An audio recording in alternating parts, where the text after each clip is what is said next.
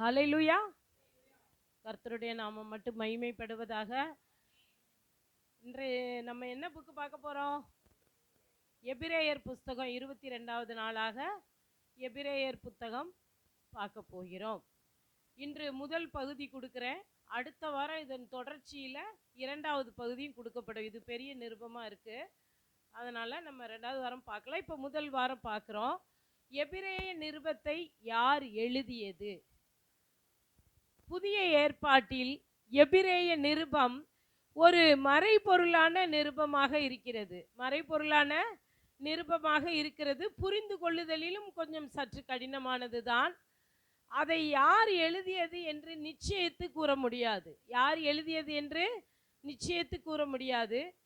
யார் எழுதினார்கள் என்பதை யூகத்தின் அடிப்படையில் கெஸ் பண்ணுவோம்ல, அது மாதிரி யூகத்தின் அடிப்படையில் பவுலா, அப்போஸ்தலனாகிய பவுலா இருக்கலாம், பர்னபாவா இருக்கலாம், அப்பல்லோவா இருக்கலாம், ஸ்தேவானா இருக்கலாம், பிரிஸ்கில்லாலா இருக்கலான்னு பல பெயர்களை குறிப்பிட்டாலும் தீர்க்கமான விவரங்கள் கிடைக்கப்பெறவில்லை.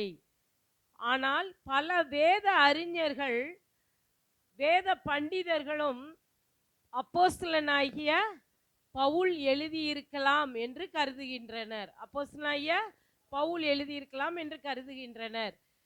இந்த நூலில் நாங்கள், எங்களுக்காக என்று ஆசிரியர் சில பகுதிகளை எழுதும்போது பன்மையாக எழுதுகிறார், ப்ளூரல்ல எழுதுகிறார், நாங்கள், எங்களுக்கு என்று.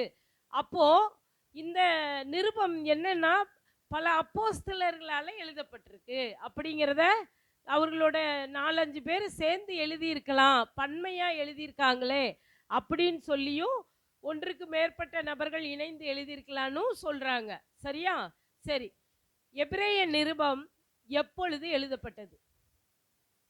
எபிரேய நிருபம் எப்பொழுது எழுதப்பட்டது?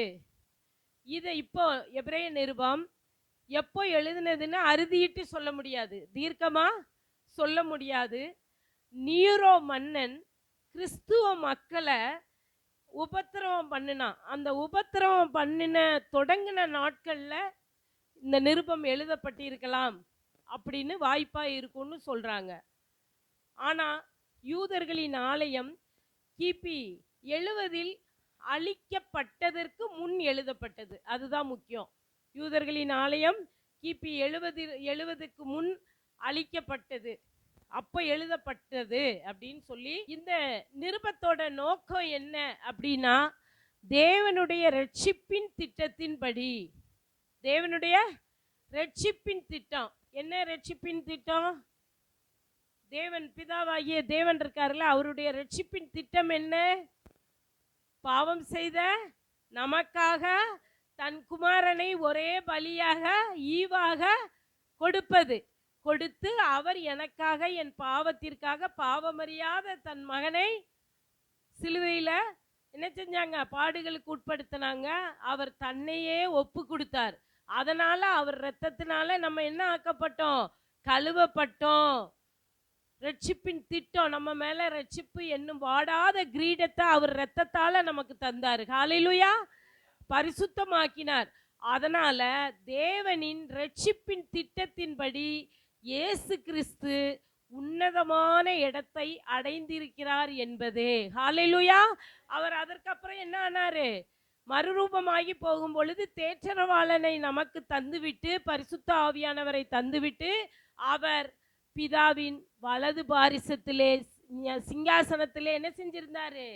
வீற்றிருந்தார். ஹல்லேலூயா. இதுதான் நோக்கம். திருப்பியும் சொல்றேன், எபிரேய நிருபத்தின் நோக்கம் தேவனுடைய ரட்சிப்பின் திட்டத்தின்படி இயேசு கிறிஸ்து உன்னதமான இடத்தை அடைந்திருக்கிறார் என்பதுதான் எபிரேய நிருபத்தின் நோக்கம். சரி, யாருக்காக எழுதப்பட்டது? யாருக்காக எழுதப்பட்டது? முதல்ல என்ன சொன்னோம்? ஞாபகம் வச்சுக்கிட்டே வரணும். யார் எழுதியது, எப்பொழுது எழுதப்பட்டது, அப்புறம் அதனுடைய நோக்கம் சொல்லியிருக்கேன். இப்போ யாருக்காக எழுதப்பட்டது? எபிரேயருக்காக எழுதப்பட்டது, எபிரேயர்களுக்காக எழுதப்பட்டது. சரியா? ஏன் எபிரேயர்னு இந்த நிருபத்துக்கு பேர் வந்தது? இப்ப சொல்லும் பொழுது நீங்க அதுக்கு முடிவு சொல்லணும். சரியா? யூத மார்க்கத்திலிருந்து யூதர்களா இருந்தாங்க. கிறிஸ்துவ இரட்சகரா ஏற்றுக்கொள்ளல. ஆனா சுவிசேஷம் போய் அவர்களுக்கு சொல்லப்பட்ட பிறகு அவர்கள் என்ன ஆனாங்க? யூத மார்க்கத்திலிருந்து கிறிஸ்தவர்களா மாறினாங்க. யூத கிறிஸ்தவர்களா இயேசுவை சொந்த இரட்சகராக ஏற்றுக்கொண்டு சபைகள்ல சேர்ந்தாங்க. சபைகள்ல சேர்ந்தாங்க. அந்த யூத கிறிஸ்தவர்களுக்காக எழுதப்பட்டது தான் இந்த எபிரேய நிருபம். யூதர்கள்ல இருந்து இயேசுவை சொந்த இரட்சகராய் ஏற்றுக்கொண்ட யூத கிறிஸ்தவர்களுக்காக எழுதப்பட்ட நிருபம். அதாவது முதலாம் நூற்றாண்டு யூத கிறிஸ்தவர்களுக்காக எழுதப்பட்டது. முதலாம் நூற்றாண்டு யூத கிறிஸ்தவர்களுக்காக எழுதப்பட்டது. சரி, யாருக்காக எழுதப்பட்டதுன்னு சொல்லியாச்சு இல்லையா? இப்போ எபிரேய நிருபம் எந்த சூழ்நிலையின் பின்னணியத்தில் எழுதப்பட்டது? எபிரேய நிருபம் எந்த சூழ்நிலையின் பின்னணியத்தில் எழுதப்பட்டது அப்படின்னு பார்க்குறோம். அந்த காலத்தில் ரோம் நகரில் நீரோ மன்னன் என்ன செஞ்சான்? ஆட்சி செஞ்சிட்டு இருந்தான். நீரோ மன்னன் ஆட்சி செஞ்சிட்டு இருந்தான். அவன் என்ன பண்ணிட்டான்? அவன் ஆண்ட காலத்தில் அந்த பட்டணத்தின் பெரும் பகுதி என்ன ஆயிட்டுன்னா தீக்கிரையாகி விட்டது. என்ன ஆயிட்டு? தீக்கிரையாகி அந்த ரோம் நகர் ஃபுல்லாக எரிஞ்சு சாம்பலாயிருக்கு. முக்காவாசி பகுதி ஒரு 80% எரிஞ்சு சாம்பலாயிட்டு. என்னன்னா அந்த மன்னன் என்ன நினைச்சான்? அந்த நீரோ மன்னன் என்ன நினைச்சான்னா, இந்த பட்டணம் ஃபுல்லாக தனக்கு ஒரு மாட மாளிகையை கட்டணும்னு ஆசைப்பட்டான். பட்டணம் ஃபுல்லாக மாட மாளிகையை கெட்டணும்னு ஆசைப்பட்டான். அதனால என்ன செஞ்சிட்டான் தெரியுமா? எல்லாரோட மக்கள் வீடுகளும் இருந்தால் எப்படி பெரிய மாட மாளிகை கட்டுறது? எரிச்சு விட்டுட்டா அதுக்கப்புறம் நம்ம கெட்டிக்கலான்னு ஒரு சூழ்ச்சி செய்தான். இவனுடைய சூழ்ச்சியை தேசத்தில் இருந்த ஜனங்கள் அறிஞ்சிக்கிட்டு சந்தேகத்தை எழுப்புனாங்க. இவர் தான் ஏதோ பண்ணிட்டாரு அப்படின்னு. ஐயோ, நம்ம செஞ்சது ஜனங்களுக்கு, தேசத்தில் இருக்கிற ஜனங்களுக்கு தெரிஞ்சு போச்சு, நம்ம தீய வச்சு கொளுத்தி விட்டது அப்படின்னு சொல்லிட்டு என்ன பண்ணிட்டா, யார் மேலேயாவது இதை பழியை தூக்கி போடணும்னா யார் மேலே போட்டிருப்பான்? யூத மதத்திலிருந்து கிறிஸ்தவர்களா மாறினாங்கல்ல, யூத கிறிஸ்தவர்கள் அவங்க மேல பழிய போட்டான். அவங்க மேல பழிய போட்டான். இவங்க தான் இப்படி செஞ்சாங்க அப்படின்னு வஞ்சகமா பிரச்சனையை அவங்க மேல திருப்பி விடுறதுக்கு திட்டம் போட்டுட்டான். அதன் விளைவாக தேசத்தில் நிரம்பி இருந்த கிறிஸ்துவின் சுவிசேஷத்தை ஏற்றுக்கொண்ட ஜனங்கள் மேல என்ன பண்ணிட்டான்? திருப்பி விட்டதுனால கெட்ட செய்தியை ஊர் ஃபுல்லாக பரப்பி விட்டான். கெட்ட செய்தியை ஊர் ஃபுல்லாக கிறிஸ்தவர்கள் தான் இந்த வேலையை செஞ்சாங்க, யூத கிறிஸ்தவர்கள்னு சொல்லிட்டான். அந்நாட்களில் கிறிஸ்தவ மதம் அங்கீகரிக்கப்படவில்லை. கிறிஸ்தவ மார்க்கம் அங்கீகரிக்கப்படலைன்னா என்ன ஆகும்? அந்த மார்க்கத்துக்கு போய் கும்பிடுறவங்க என்ன பண்ணுவாங்க? பயந்து பயந்து கும்பிட்டுருப்பாங்க இயேசு. அப்படி தானே? அப்படி இருந்திருக்காங்க. இந்த சூழ்நிலையில் மதமே அங்கீகரிக்கப்படலை, அந்த ஜனங்கள் மேலே இவங்க தான் ஊரை தீ கொளுத்தி விட்டுட்டாங்கன்னு கிறிஸ்தவங்க மேலே நீரோ மன்னன் பழிய போட்டதுனால அவங்கள ரொம்ப நிந்திச்சாங்க. ஜனங்களை என்ன செஞ்சாங்க? இந்த கிறிஸ்தவ மக்களை ரொம்ப கஷ்டப்படுத்தினாங்க, நிந்திச்சாங்க. அவங்க வாழ்வாதாரத்தை பாதிக்க வச்சாங்க. நமக்கு சாப்பாடு கிடைக்கலன்னா என்ன ஆகும்?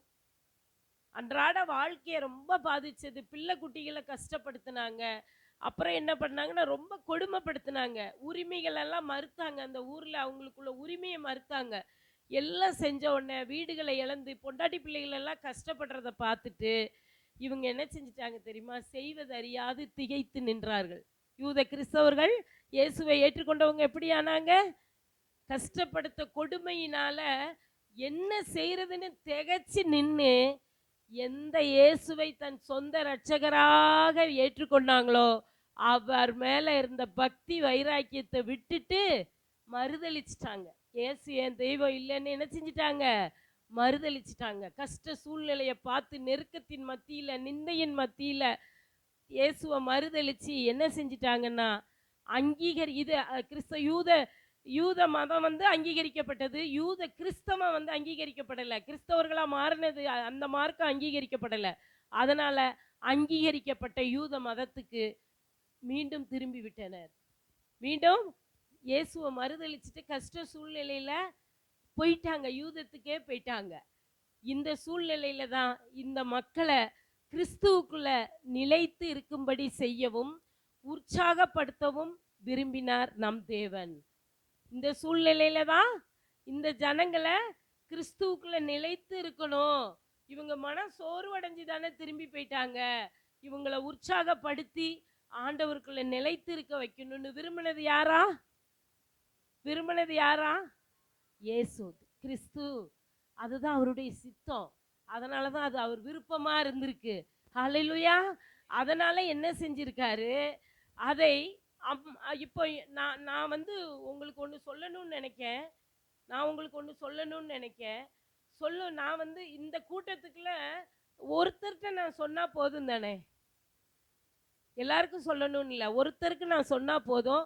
உங்க மேல அவர் பாசமா இருக்கலாம், உங்க மேல அவர் அக்கறையா இருக்கலாம், அப்படித்தானே?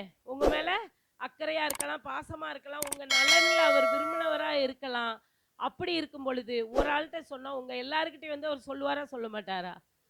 அப்போ தேவன் பார்த்தாரு, இந்த மக்கள் மேல, இந்த பூமியில இருக்க மக்கள் மேல எந்த ஊழியக்காரன், எந்த வேலைக்காரன், என்னுடைய வேலைக்காரன், தேவ மனிதன் பாசத்தோட நல்ல எண்ணத்தோட இருக்கிறானோ, இந்த மக்கள் நலன்ல என்னமா இருக்கிறான், நெருங்கிய தொடர்புடையவன் யாரோ அவகிட்ட நான் போய் பேசுறேன்னு சொல்லி தேவன் இறங்கி வந்து இந்த நிருபத்தை எழுதின, நிறைய பேர் எழுதினதா சொல்லப்பட்டிருக்கு இல்லையா, பவுல்னு நம்ம வச்சுக்குவோம்.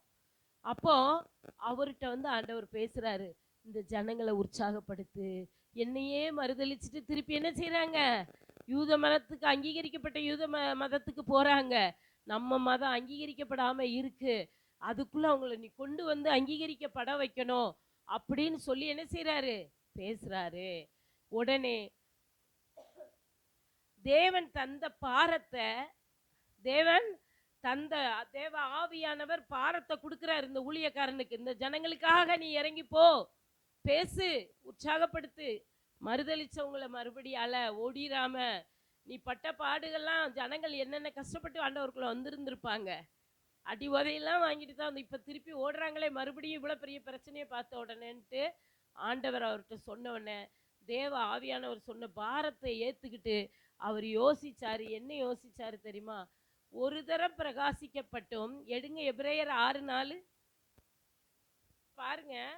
ஒரு தரம் பிரகாசிக்கப்பட்டும், பரம ஈவை ருசி பார்த்தும், பரிசுத்த ஆவியை பெற்றும். நம்ம ஆண்டவரை எப்படி ஏத்துக்கிட்டோம்?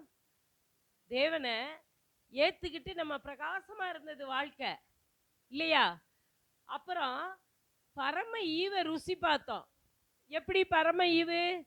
தேவன் தனக்காக ஒரு குமாரனை, எனக்காக குமாரனை தந்தருளினார்ல, அது பரம ஈவு தானே, நமக்காக கொடுக்கப்பட்ட பரலோகத்திலிருந்து கொடுக்கப்பட்ட ஈவு தானே. அதையும் ருசி பார்த்துட்டோம். பரிசுத்த ஆவியானவரை பெற்றுக்கிட்டோமா? பெற்றுக்கிட்டோம். இத்தனையும் இந்த மக்கள் பெற்றுக்கொண்டாங்க. ஆனால் தேவனுடைய நல்வார்த்தையையும் இனி வரும் உலகத்தின் பலன்களை ருசி பார்த்தும், தேவனுடைய வார்த்தையையும் பெற்றுக்கொண்டாங்க. அதே மாதிரி இனி வர்ற உலகத்துல கிடைக்கிற பலன்கள்னா என்ன, ஆதாயங்கள், இதை ருசி பார்த்தும் மறுதலித்து போனவர்கள், இவ்வளத்தை பெற்றுக்கொண்டு மறுதலித்து போனவர்கள் தேவனுடைய குமாரனை தாங்களே மறுபடியும் சிலுவையில் அறைந்து அவமானப்படுத்துகிறபடியால் மனம் திரும்புவதற்கேதுவாய் அவர்களை மறுபடியும் புதுப்பிக்கிறது கூடாத காரியம். ஒரு தடவை சிலுவையில் அறையப்பட்டார். இப்ப நான் மறுதளிக்கும் போது மறுபடியும் ஆண்டவரை சிலுவையில அறையிறேன் அப்படின்னு சொல்லிட்டு இவங்களை மனம் திரும்புறதுக்கு ஏதுவா திருப்பி கொண்டு வர்றது என்ன செய்யுதான், ரொம்ப கஷ்டம், கூடாத காரியங்கிறார். கூடாத காரியம் எப்படி எனில், தன்மேல் அடிக்கடி பெய்கிற மழையை குடித்து தன்னிடத்தில் பயிரிடுகிற ஏற்ற பயிரை முளைப்பிக்கும் நிலமானது தேவனால் ஆசீர்வாதம் பெறும். ஒரு செடி நட்டி வைக்கிறீங்க, அந்த செடியில மழை என்ன செய்யுது, அடிக்கடி பெஞ்சாதான் அது உங்களுக்கு ஆசீர்வாதமா மாறும். ஹல்லேலூயா. அப்போ நிலமானது தேவனால் ஆசீர்வாதம் பெறும். அடுத்து சொல்லியிருக்கார், முள் செடிகளையும் முள் பூண்டுகளையும் முளைப்பிக்கிற நிலமோ தகாததாயும் சபிக்கப்படுகிறதற்கேற்றதாக இருக்கிறது, சுட்டரிக்கப்படுவதே அதன் முடிவு. முள் செடியா இருக்குன்னா அது என்ன ஆகும்? அந்த நிலம் தகாத நிலம். முள் செடியை முளைப்பிக்கிற இடம் என்னது? தகாத நிலம். அந்த நிலம் ஆண்டவர்கிட்ட இருந்து ஆசீர்வாதத்தை பெறாது. அதை சுட்டரிக்கிறது தான் அதன் முடிவு. அப்போ பிரியமானவர்களே, நாங்கள் இப்படி சொன்னாலும் நன்மையானவைகளையும் ரட்சிப்புக்குரியவைகளுமான காரியங்கள் உங்களிடத்தில் உண்டாயிருக்கிறது என்று நம்பி இருக்கிறோம். நீங்க முள்செடி மாதிரி இவங்க மிரட்டுறாங்கன்னு சொல்லி இந்த உலக ஆதாயத்துக்காக ஆண்டவரை ஏற்றுக்கிட்டு நீங்க இன்னைக்கு விலகி ஓடி யூத மார்க்கத்துக்கு போகணும்னு நினைக்கிறீங்களே, அது சுட்டரிக்கிறப்பட இடமா இருக்கு. நீங்க என்ன நினைக்கிறீங்க? நாங்கள் இப்படி சொன்னாலும் நன்மையானவைகளும் ரட்சிப்புக்கு உரியவைகளுமான காரியங்கள் உங்கள்கிட்ட ஏற்கனவே என்ன இருந்தது? நன்மை இருந்தது. உங்க உள்ளத்துல நன்மை இருந்தது. ரட்சிப்புக்கு ஏற்ற காரியங்களும் இருந்தது. அது எங்களுக்கு தெரியும். அப்படி அதை நான் நம்பி இருக்கேன். ஏனென்றால் உங்கள் கிரியையையும் நீங்கள் பரிசுத்தவான்களுக்கு ஊழியம் செய்தது. நீங்க இவ்வளவு நாள் ஆண்டவருக்குள்ள சொந்த ரட்சகரா ஏற்றுக்கிட்டு நல்ல காரியம் செஞ்சீங்க. பரிசுத்தவான்களுக்கு ஊழியம் செஞ்சீங்க. தமது நாமத்திற்காக காண்பித்த அன்புள்ள பிரயாசத்தை மறந்து விடுகிறதற்கு தேவன் அனுமதி உள்ளவர் இல்லையே. நீங்க எப்படியெல்லாம் இருந்தீங்க ஒரு காலம் ஆண்டவரை ஏற்றுக்கிட்டு? உள்ள எப்படி இருந்துச்சா? நன்மையா இருந்தது. ரட்சிப்புக்கு ஏற்ற காரியங்களை செஞ்சீங்க. பரிசுத்தவான்களுக்கு நல்ல உதவி செஞ்சீங்க. எவ்வளவோ செஞ்சீங்களே. இந்த செஞ்ச காரியத்தை மறக்கிறதுக்கு தேவன் அநீதி உள்ளவர் அல்லவே அப்படின்னு சொல்றாரு. சொல்லிட்டு நீங்கள் அசதியாயிராமல் வாக்குத்தத்தமான ஆசீர்வாதங்களை நமக்கு வாக்குத்தத்தம் கொடுத்தாங்களா? என்ன வாக்குத்தத்தம்? இந்த வருஷத்தின் துவக்க வாக்குத்தத்தம் ஆலோசனையில் ஆச்சரியமானவர், செயலில் மகத்துவமானவர். ஏசாயா 28:29. இந்த வாக்குத்தத்தத்தை பெற்றுக்கொள்ள அதை சொல்றாரு. நீங்கள் அசதியாயிராமல் வாக்குத்தத்தமான ஆசீர்வாதங்களை விசுவாசத்தினால எப்படி பெற்றுக்கொள்ளணுமா? வாக்குத்தத்தத்தை நம்ம வாக்குத்தத்த அட்டையை கையில வாங்கிக்கிட்டு என்ன செஞ்சீங்க எல்லாரும்? இல்ல வாங்கி என்ன செஞ்சீங்க? வீட்டுல கொண்டு செவுத்துல ஒட்டி வச்சிட்டீங்களா? இல்ல போட்டோ பண்ணி வச்சிட்டீங்களா? இல்ல லேமினேஷன் பண்ணி வச்சிட்டீங்களா? இனிமே அதை அண்ணாந்து யாரு பாக்குறது? காலண்டர் வாங்கி போட்டாலே அதை உயரத்துல தூக்கி போட்டுறது. எதுக்கு காலண்டர்? டேட் மட்டும் பார்க்கறதுக்கு காலண்டர்னு நினைச்சிங்களா?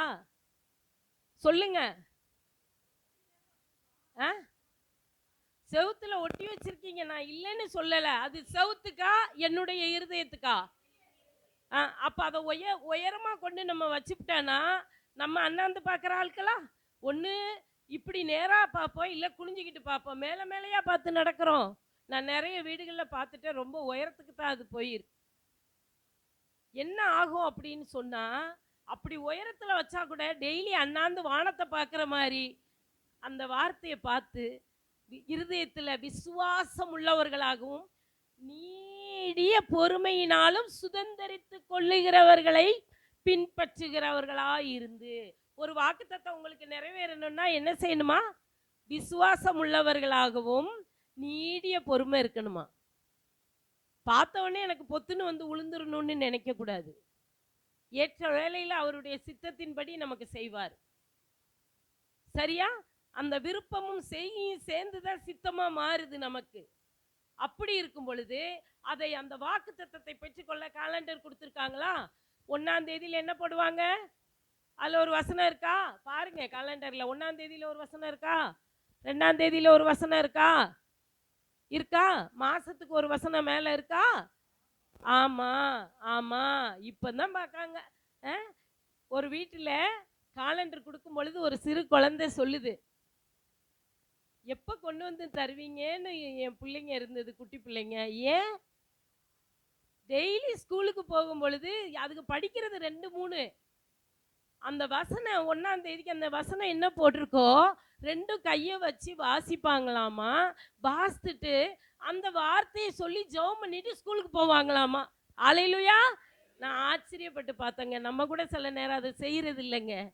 எனக்கு வேலை அதிகம், நான் ரொம்ப பிஸியா இருக்கேன். உயிரே இல்லைன்னா என்னங்க பிஸி? ஆயுசை கேட்டா தீர்க்க ஆயுசை தரேன்னு ஆண்டவர் சொல்றாரு. ஆயுச கேட்டா தீர்க்காயுச தாரேன்னு ஆண்டவர் சொல்றாரு. அப்படி இருக்கும் பொழுது அந்த ஆயுசுக்கே தீர்க்காயுச தராருன்னா தீர்க்காயுசு எங்க இருந்து பெற்றுக்கொள்ள முடியும்? தேவனுடைய வார்த்தையிலிருந்து பெற்றுக்கொள்ள முடியும். தீர்க்காயுச எங்க இருந்து பெற்றுக்கொள்ள முடியும்? தேவனுடைய வார்த்தையிலிருந்து பெற்றுக்கொள்ள முடியும். எப்படி பெற்றுக்கொள்ள முடியும்? வாக்கு தேவன் நமக்கு தந்த வாக்கு தத்தங்களை அதிகப்படியான விசுவாசத்துடனும் நீடிய பொறுமையுடனும் சுதந்திரித்துக் கொள்ளணும்னு இங்க சொல்லி தராங்க நமக்கு. ஹல்லேலூயா. அப்படி நம்ம பெற்றுக்கொள்வோமா?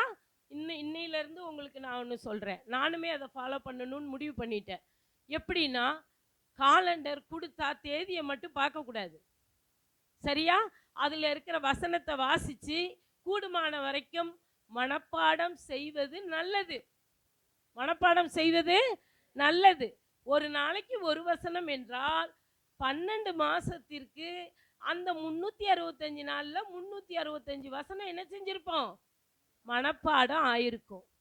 ஒருத்தர் சண்டை போட்டா நம்ம மறக்க முடியுதா? எப்படி இருதயத்தில் வச்சுக்கிறோம்? சாகிற வரைக்கும் அவங்க அதை செஞ்சாங்க, இவங்க இதை செஞ்சாங்க. அந்த கோபதாபங்கள் மனசுக்குள்ள நிற்கிதே வைராக்கியமா, தேவனுடைய வார்த்தையை ஏன் மனப்பாடம் செய்யக்கூடாது, முடியாதுன்னு கேட்குறேன்.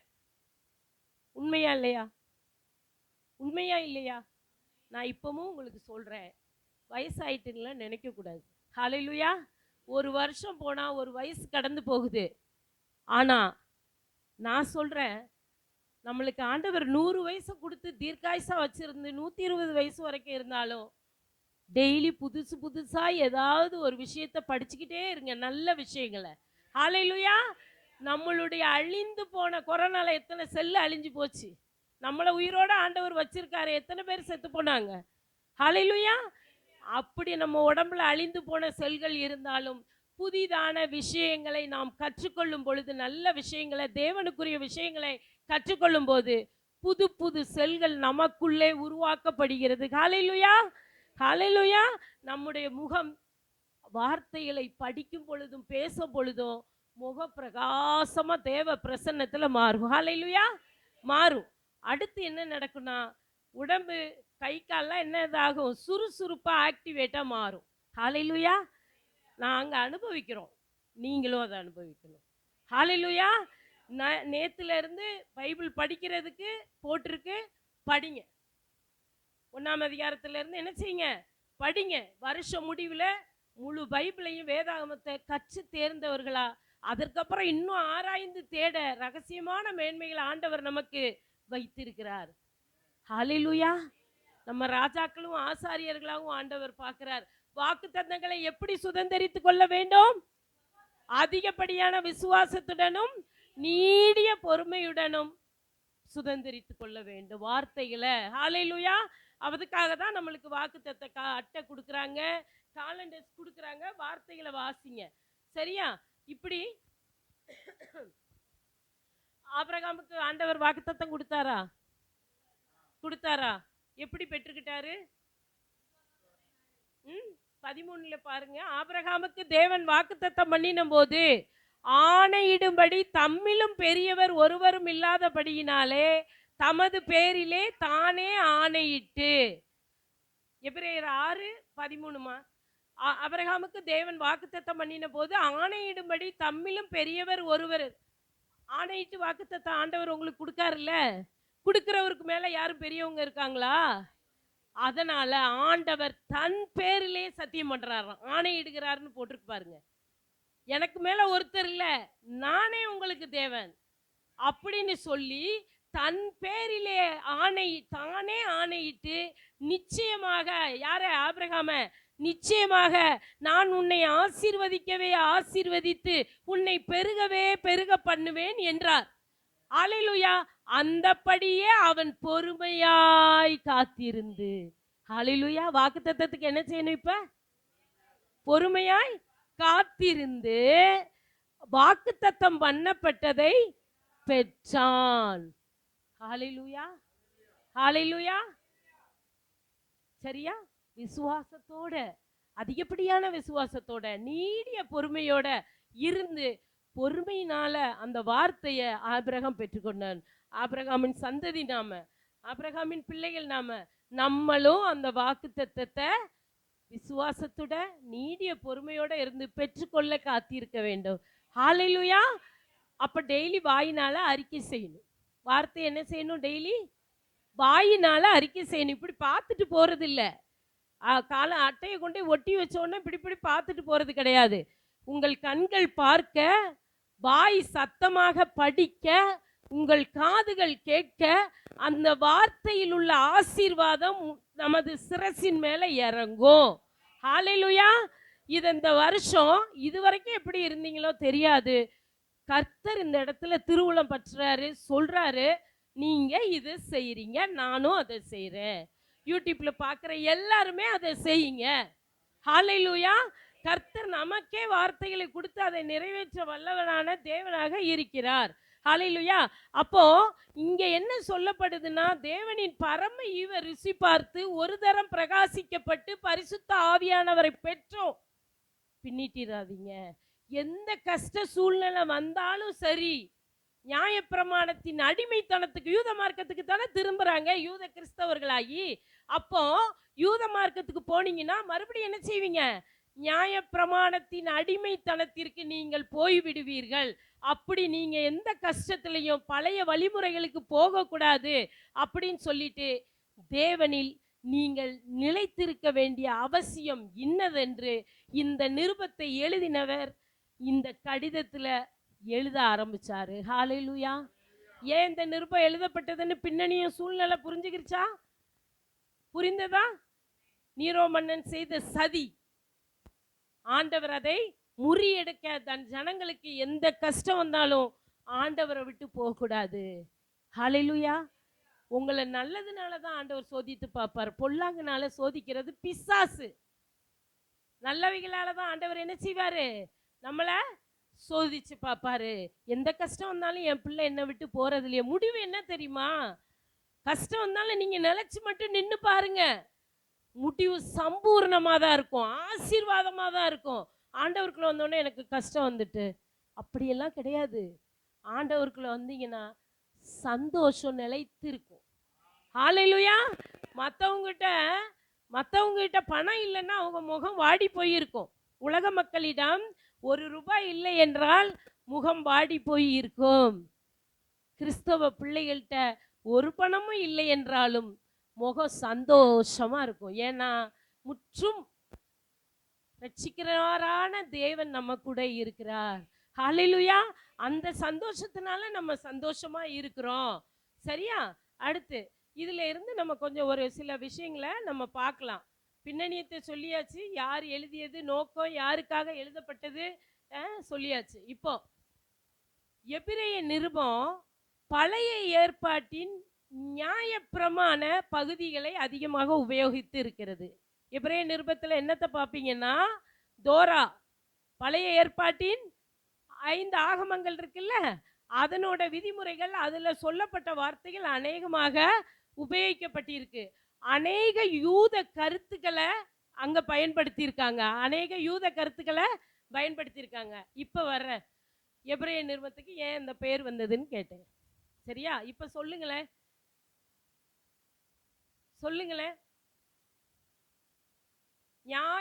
நியாய நல்லா கவனிச்சிங்கன்னா உற்று நோக்குங்க, வார்த்தையை உற்று நோக்குங்க, சொல்லிடலாம் ஈஸியா. ஏன்னா யூத மார்க்கத்துக்கே இவங்க திரும்பி போறாங்க. அது முறையல்லன்னு சொல்லி தான் எழுதுறாரு. அந்த நியாயப்பிரமாண அடிமைத்தனத்திற்கு திரும்பாதீர்கள்னு சொல்றாரு. அப்போ நியாயப்பிரமாணம் 5 ஆகமங்களை கொண்டுள்ளது. யூதர்கள் தானே அவங்கெல்லாம். யூதர்கள் என்ன மொழி பேசினாங்க? எபிரேய மொழி பேசினாங்க. அப்போ எபிரேய மொழி பேசினவர்களுக்காகவே எழுதப்பட்ட நிருபம் எபிரேயர். ஹalleluya. அந்த நிருபத்துக்கு கூட ஒரு அர்த்தம் இருக்குங்க. அந்த அடிமைத்தனத்திற்கு போக கூடாது, நீங்க இயேசுவை சொந்த இரட்சகரா ஏத்துக்கிட்டீங்கன்னு சொல்ல வர்றத அந்த எபிரேய நிருபத்தை வச்சு, அந்த எபிரேயருங்கிற அந்த மூல இதையே நமக்கு புத்தகமாக சொல்லப்பட்டிருக்கு. சரி, யூதர்களின் வேதம் பழைய உடன்படிக்கையை விவரிக்கிறது. யூதர்களின் வேதம் எதை விவரிக்கிறது?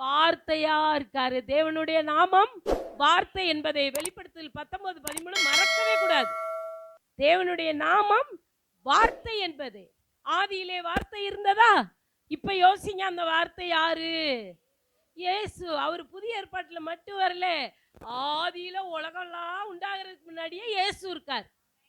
ஹalleluya. மரியாள் வயிற்றுல பிறந்து இயேசு மனுஷகுமாரனா தான் வந்தாரு. மறுபடியும் ஞாபகம் வச்சுக்கோங்க, ஆதியிலே அவர் கிறிஸ்துவாய் தேவகுமாரனாக வார்த்தையாக இருந்தார். நம் பாவத்திற்காக அவர் மரித்து உயிர்த்தெழ வரணும்னு இருக்கும் பொழுது, தன்னையே கொடுக்கணும்னு அவர் வரும் பொழுது, மரியாள் வயிற்றுல பிள்ளையாக மனுஷகுமாரனாக பிறக்கிறார். அப்போ இயேசு என்று இம்மானுவேல் என்று பெயரிடுவாயாக. இம்மானுவேல் என்றால் இயேசு நம்மோடு இருக்கிறார். ஹalleluya. புரியுதா? இப்ப ஆதியிலே இருந்த இயேசு கிறிஸ்து இன்றைக்கு இயேசுவாக மனுஷகுமாரனாக நமக்கு இந்த பூமியிலே நம் பாவத்திற்காக மரித்து உயிர்த்தெழ கொடுக்கப்பட்டிருக்கார். ஹalleluya. அந்த இம்மானுவேல் என்ற பெயர் தேவனால் கொடுக்கப்பட்ட பெயர். அந்த அம்மா வைக்கல, ஆண்டவர் கொடுத்த பேரு. ஹalleluya. அப்போ இப்படி நமக்கு வார்த்தையை கொடுக்க வந்தவங்க யாரு அப்படின்னு சொன்னா குமாரன். ஹalleluya. அதோட மட்டும் இல்ல, மூணாவத பாருங்க, சர்வத்துக்கும் சுதந்திரவாளின்னு சொன்னார்ல. ஏன் அதை சொன்னாரு?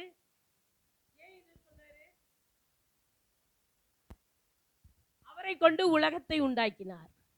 உலகத்தை உண்டாக்குனவர் தான் சர்வத்துக்கும் சுதந்திரவாளி. வீடு பெருசா, வீட்டை கெட்டினவன் பெருசா? அதே தான். வீடு நம்மன்னு வச்சுக்குவோம், இந்த வீட்டை கெட்டினது யாரு? இயேசு. அவர் தான் சர்வத்துக்கும் சுதந்திரவாளி. ஹalleluya. அதுதான் முத பாயிண்ட். கிறிஸ்து சர்வத்துக்கும் சுதந்திரவாளி. சரியா? சரி. ரெண்டாவது, நம்மளை எப்படி தாங்குறாருங்கிறத நான் சொல்லிடுறேன், சோர்ந்து போயிடுறோம்ல. மூணாவதுக்குள்ள இருக்கு, சர்வத்தையும் தம்முடைய வல்லமையுள்ள வசனத்தினால் தாங்குகிறவராய். ஹalleluya. ஹalleluya. சோர்ந்து போறீங்களா? உங்களுக்கு பலன் கொடுக்கணும் அப்படின்னு சொன்னா மனிதர்கள் முன்னாடி போய் நின்று கஷ்டத்தை ஒரு நாள் சொல்லாதீங்க. வசனத்தினால நம்மளை தாங்குகிறாராம். வசனத்தினால, வல்லமை உள்ள வசனமா, சும்மா இல்ல, வல்லமை, பவர். அந்த வார்த்தையால நம்மளை தாங்குறாரு. வல்லமை உள்ள வார்த்தை. இதை விட நமக்கு என்னங்க வேணும்? வார்த்தையை விசுவாசிங்க, பேசுங்க, அறிக்கை வாயினால செய்யுங்க. நீங்க உள்ளரங்கமா ஜெபிக்கிறத வெளியரங்கமா ஆண்டவர் மகிமைப்படுத்துவார். ஹalleluya. கர்த்தர் நமக்கு செய்வார். மனிதனை ஒரு காலமும் பார்த்து போகாதீங்க, ஏமாந்து போவீங்க. அப்படி மனித கண்கள்ல தயவு கிடைக்கணும்னா ஆண்டவர் பேசுவார். என் புள்ள கஷ்டப்படுது, நீ போய் செய்யின்னு சொல்லுவார். அந்த மனுஷன்ட்டையும் போய் பேசுவார். வேதத்துல பார்க்கறமா இல்லையா? பார்க்கறமா இல்லையா? நிச்சயமா அந்த நபர் வந்து உதவி செய்வார். அது தேவன் பேசணும். நம்மளா போய் யாசகமா நிக்க கூடாது. சரி, அடுத்து ரெண்டாவது, ரட்சிப்பின் அதிபதி. அவர் யாரு? ரட்சிப்பின் அதிபதி. 2வது அதிகாரம் 10வது வசனம். ஏனென்றால்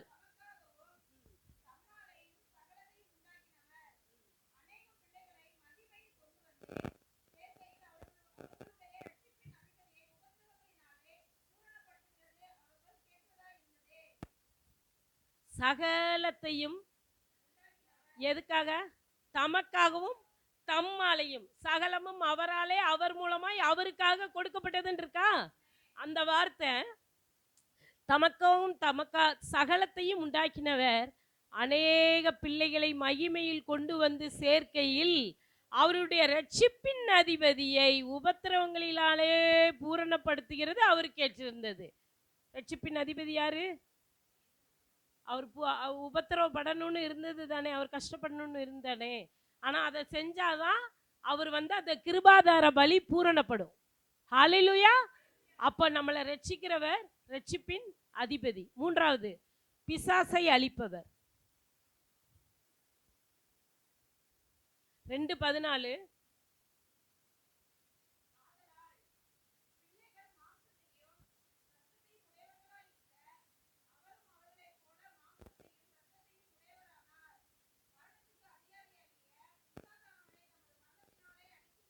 சரி, மரணத்துக்கு அதிகாரியாகிய பிசாசானவனை தமது மரணத்தினாலே அழித்தார்.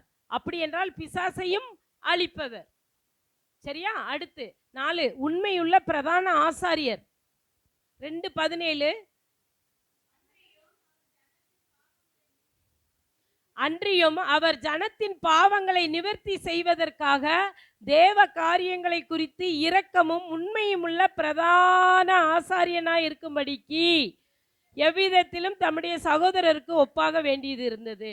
அப்ப யாரு உண்மையுள்ள பிரதான ஆசாரியன்? உண்மையுள்ள பிரதான ஆசாரியன். சரியா? 5, மோசேயை பார்க்கிலும் அதிக மகிமைக்குரிய பாத்திரர். மோசேயை பார்க்கிலும் அதிக மகிமைக்குரிய பாத்திரர். 3 வீட்டை பார்க்கிலும்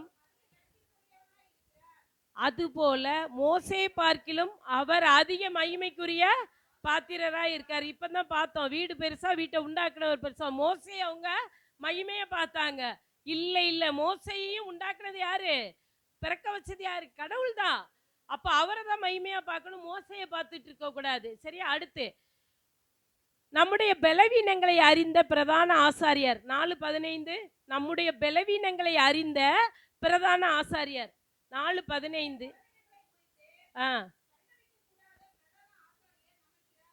இராமல் நம்மை போல சோதிக்கப்பட்டும் பாவமில்லாதவராக இருக்கிற பிரதான ஆசாரியரே நமக்கு இருக்கிறார்.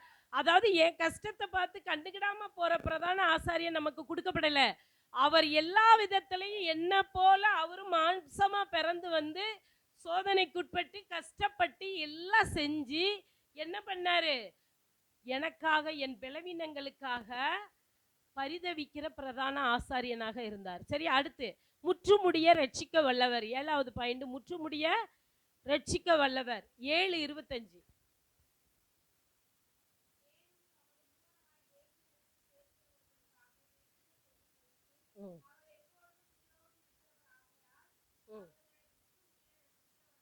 அவர் உயிரோடு இருக்கிறவர் எப்பொழுது? ஹல்லேலூயா, ஹல்லேலூயா. அவர் எப்பொழுது உயிரோடு இருக்கிறதினால் என்னை முற்றுமுடிய ரட்சிக்க வல்லவராய் இருக்கிறார். ஹல்லேலூயா, ஹல்லேலூயா. சரி, அவர் உயிருள்ள தேவன், அவர் உயிருள்ள தேவன். அடுத்து 8, புதிய உடன்படிக்கைக்குரிய மத்தியஸ்தர். 8:6, இவரோ விசேஷித்த வாக்குத்தத்தங்களின் பேரில் ஸ்தாபிக்கப்பட்ட விசேஷித்த உடன்படிக்கைக்கு எப்படி மத்தியஸ்தராய் இருக்கிறாரோ அப்படியே முக்கியமான ஆசாரிய ஊழியத்தையும் பெற்றிருக்கிறார்னு இருக்கு. புதிய உடன்படிக்கையின் மத்தியஸ்தர் யாரு? புதிய உடன்படிக்கையின் மத்தியஸ்தர் யாரு? இயேசு கிறிஸ்து. பழைய ஏற்பாட்டுல மத்தியஸ்தர்களா யாரு நின்னாங்கன்னா ஆசாரியர்கள் வந்து நின்றுட்டு இருந்தாங்க ஆண்டவர்கிட்ட பேசுறதுக்கு. இங்க எனக்கும் ஆண்டவருக்கும் இடையில இயேசு கிறிஸ்து தான் புதிய உடன்படிக்கையில மத்தியஸ்தரா இருக்கிறார். ஹல்லேலூயா. அடுத்து 9, பாவிகளால் செய்யப்பட்ட விபரீதங்களை சந்தித்தவர். பாவிகளால் செய்யப்பட்ட விபரீதங்களை சந்தித்தவர். 12ஆம் அதிகாரம் 2-3.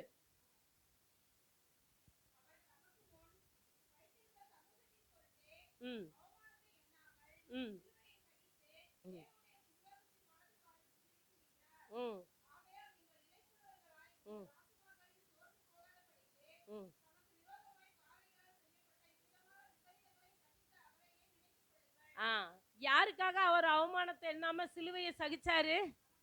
நமக்காக தானே. அதை நம்ம மறந்து போகலாமா? போகக்கூடாது இல்லையா? அப்படி சிலுவையை சகிச்சு தேவனுடைய சிங்காசனத்துல வலது பாரிசத்துல வீட்டி இருக்கிறார். நீங்கள் இளைப்புள்ளவர்களாக சோர்ந்து போகாமல் இருங்கள், சோர்ந்து போகாம இருங்க. ஏன்னா இந்த பாவிகள் எனக்காக இவ்வளவு உபத்திரவங்களை கொடுத்தாங்க, நான் அதை உங்களுக்காக சந்திச்சேன் அப்படின்னு சொல்றாரு. அடுத்து 10வது, பெரிய மேய்ப்பர். 13:20, நித்திய உடன்படிக்கையின் இரத்தத்தினாலே ஆடுகளின் பெரிய மேய்ப்பரான